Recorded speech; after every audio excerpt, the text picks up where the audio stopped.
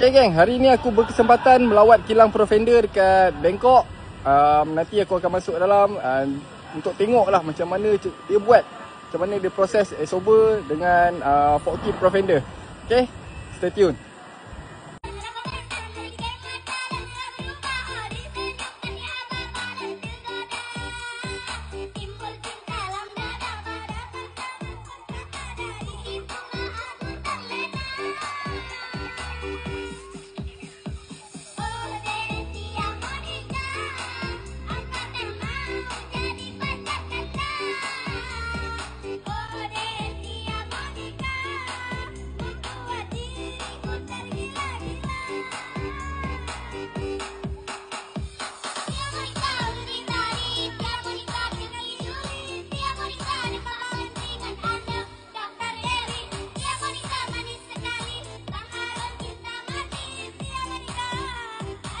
Okay geng, hari ni aku berkesempatan melawat kilang Profender dekat Bangkok.